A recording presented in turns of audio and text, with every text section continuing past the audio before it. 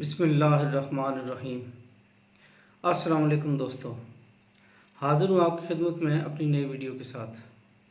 जैसा कि हम जानते हैं और मैं पहले भी कई दफ़ा बता चुका हूँ कि हम आइन के आर्टिकल 8 के हवाले से फर्स्ट शेड्यूल के अंदर लिखे गए लॉज का तनकीदी जायज़ा ले रहे हैं कि क्या उनको अब फर्स्ट शेड्यूल में होना चाहिए कि नहीं। और आपको पता है कि आर्टिकल 8 जो है वो उन लॉज के हवाले में उन लॉज के हवाले से बात करता है जो फंडामेंटल राइट्स के ऑपरेशन से मुस्तस्ना हैं या उसके एम्बिट में नहीं आते। दूसरे लफ्ज़ों में ये वो कवानीन है कि अगर ये फंडामेंटल राइट्स को इनक्रोच भी करते हैं तो इनको कलअदम करार नहीं दिया जा सकता।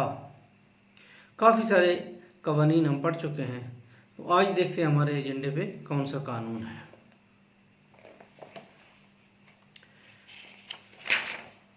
तो जनाब अली, आज हम सेक्शन का जो है फर्स्ट शेड्यूल की सेक्शन पार्ट 2 की सेक्शन 3 पे चले गए हैं और उसके पहले सीरियल पे जो कानून है वो है the control of shipping ordinance 1959, that is 13 of 1959। अच्छा, ये है जी शिपिंग के बारे में, शिपिंग कंट्रोल के बारे में। अब मैंने अभी तक अपने व्यूअर्स के साथ ये बात शेयर नहीं की, जो मेरे करीबी जानने वाले हैं वो तो जानते हैं, लेकिन ज़ाहिर है जो मेरे व्यूअर्स हैं जो मुझे एज ए लायर जानते हैं, आज मुझे मजबूरन उनसे तारुफ कराना पड़ेगा क्योंकि ये शिपिंग कंट्रोल के बारे में आइन कानून आ गया जिस पे हमने बात करनी है। तो जनाब, मैंने 23 ईयर्स नेवी में सर्व किया है, मैंने शिपों के ऊपर नौकरी भी की है। मैंने 3.5 साल शिपों पे यानी पाकिस्तान नेवी के शिप्स पे ड्यूटी फ़राइज़ अंजाम दिए। तो ये मेरे लिए एक इंतहाई इंटरेस्टिंग था और मुझे इसकी काफ़ी नो हो थी। और नेवी में चूँकि शिपिंग कंट्रोल शायद बहुत सारे लोगों को ना पता हो, लेकिन जब जंग लग जाती है तो शिपिंग कंट्रोल जो होता है इवन प्राइवेट का वो भी नेवी के पास आ जाता है। नेवी उनको फिर मॉनिटर करती है, नेवी उनका सारा ट्रैफिक कंट्रोल करती है। जो भी होता है वो और बात है, लेकिन वो हमें ज़रा डिटेल से पढ़ाया जाता है।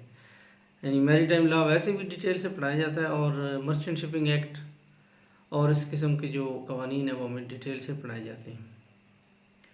तो आज की गुफ्तगू इंशाअल्लाह उस हवाले से भी ज़रा मतलब इंटरेस्टिंग होगी आपके लिए और मेरे लिए तो है ही, क्योंकि शिपिंग के बारे में जानना, उसके बारे में उसको कंट्रोल कैसे करना है, ये सारा मुझे थोड़ा बहुत आइडिया है।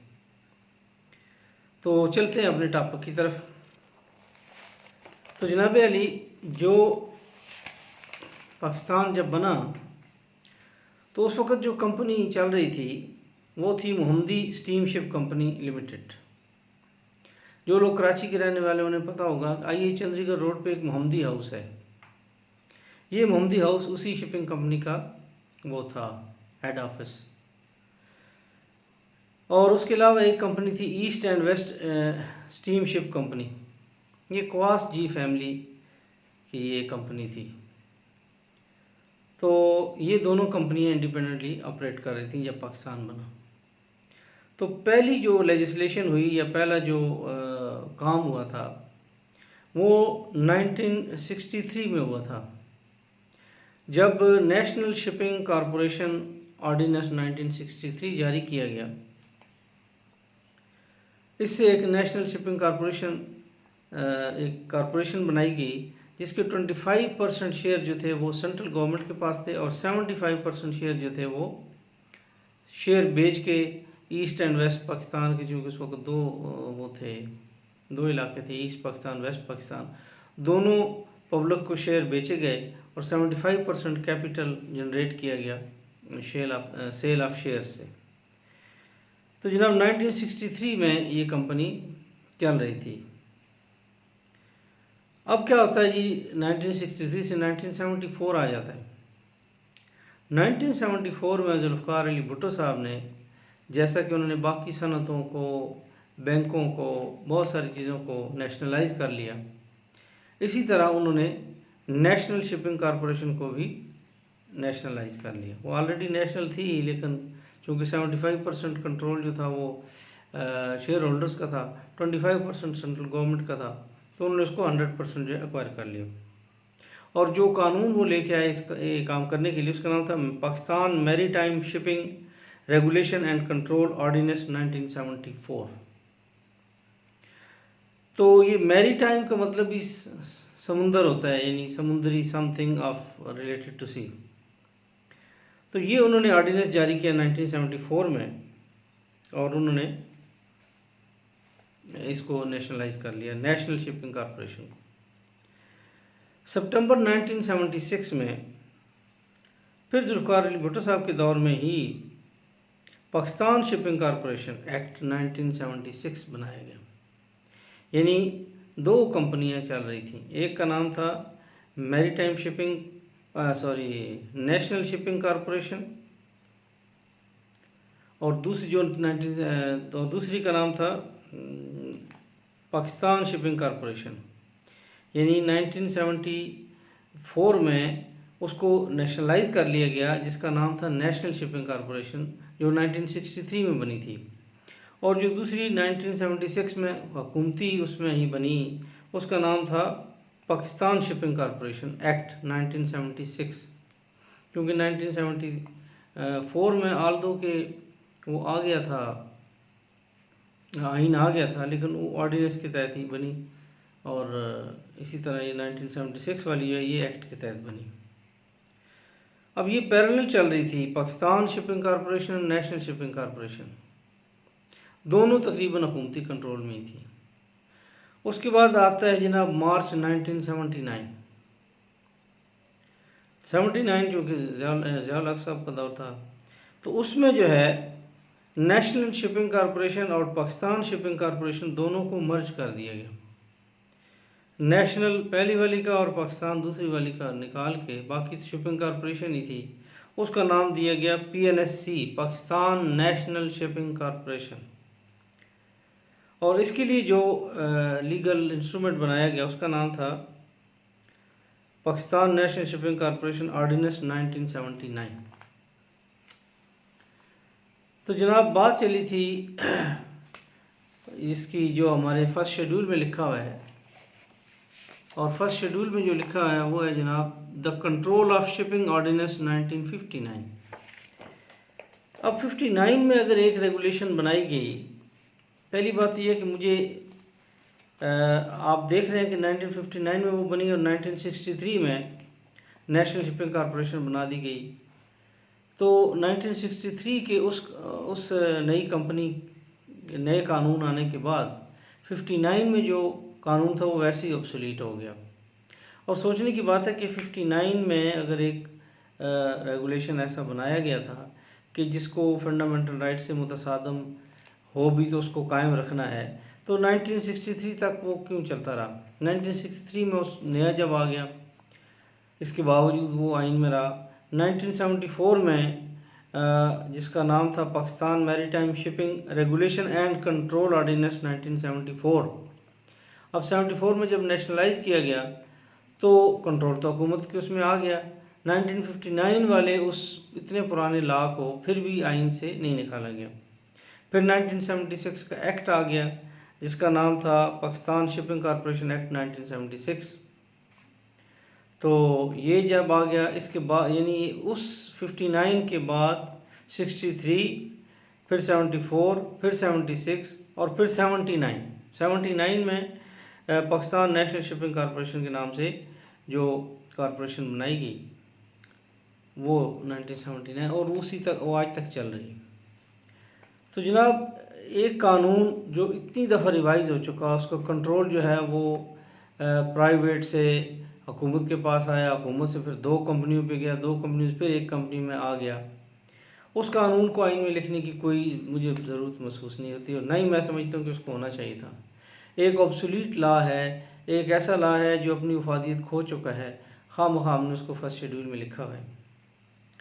तो इस वक्त जनाब मैं थोड़ा सा, चूँकि मैंने बैकग्राउंड आपको बताई थी कि मोहम्मदी स्टीम शिप कंपनी पहला शिपिंग कॉरपोरेशन थी जो पाकिस्तान में चली, और इसकी जो बिल्डिंग थी मोहम्मदी हाउस, आई चंद्रीगढ़ रोड पे। इस वक्त वो पाकिस्तान नेशनल शिपिंग कॉरपोरेशन के पास है, और एक पाकिस्तान नेशनल शिपिंग कॉरपोरेशन की अपनी एक बिल्डिंग है, PNSC बिल्डिंग जिसको कहते हैं, और एक रैली बिल्डिंग है, उसका नाम है रैली बिल्डिंग। ये चंद्रीगढ़ रोड के साथ मलिक्का एक तालपुर रोड है, उसके ऊपर ये बिल्डिंग है।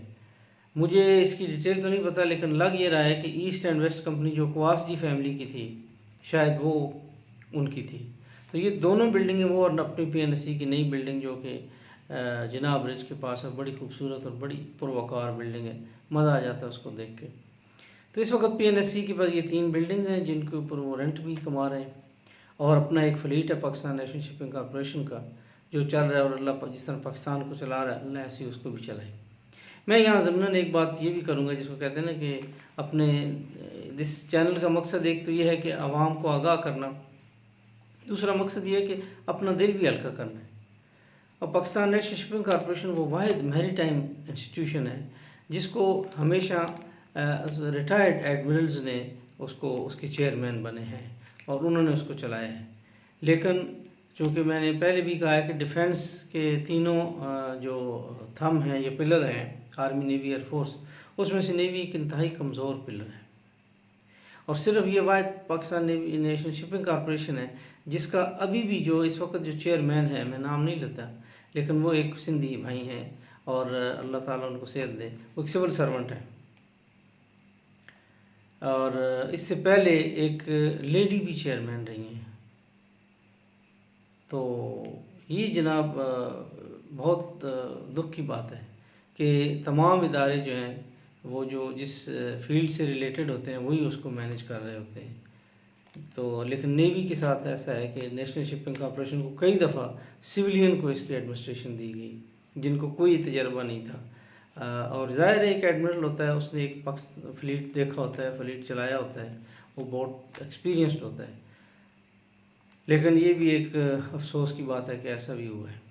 और इस वक्त भी मौजूदा जो चेयरमैन है वो एक सिंध से उनका तल्लक है और सिविल सर्वेंट है।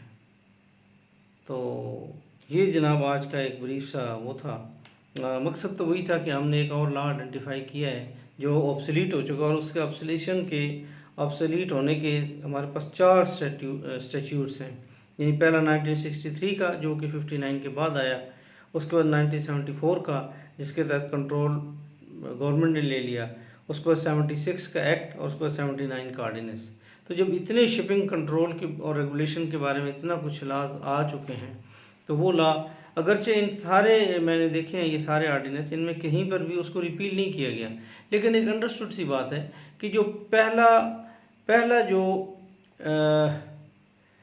इसको कहते हैं स्टैट्यूटरी इंस्टीट्यूशन, जिनको ऑर्डिनेंस या एक्ट के साथ बनाया जाए उनको स्टैट्यूटरी इदारे कहते हैं। तो ये जो इंस्टीट्यूशन था नेशनल शिपिंग कॉरपोरेशन, ये पहला स्टैट्यूटरी वो था। तो 1963 में जब ये पहला स्टैट्यूटरी इदारा बना, तो ज़ाहिर उससे पहले अगर कोई कंट्रोल, जैसे कि मैंने आपसे शेयर किया कि मोहम्मदी स्टीमशिप कंपनी और ईस्ट एंड वेस्ट स्टीमशिप कंपनियाँ, ये दोनों कंपनियाँ चल रही थी। तो 1959 में जो रेगुलेशन लगाई गई वो ज़ाहिर है वो ऐसी थी जैसे वार टाइम के ऊपर उनको कैसे कंट्रोल करना है 1959 के उसमें, क्योंकि ये तो प्राइवेट कंपनियाँ थी ना। बाद में तो जब 1963 में वो सरकारी तकरीबन उसमें 25% गवर्नमेंट का वो था शेयर, तो ज़ाहिर 25% मैनेजमेंट कंट्रोल भी होगा। तो उस कंट्रोल की वजह से थोड़ा सा उसका जो मखसूस स्टेप लेने होते हैं, मैं उसमें डिटेल में नहीं जाऊंगा क्योंकि वो फिर नेशनल सीक्रेट्स होते हैं कि वार के टाइम पे मर्चेंट शिप्स को किस तरह यूज़ किया जाता है या किस तरह उनको इस्तेमाल किया जाता है या सी वर्ड ट्रैफिक को कैसे कंट्रोल किया जाता है।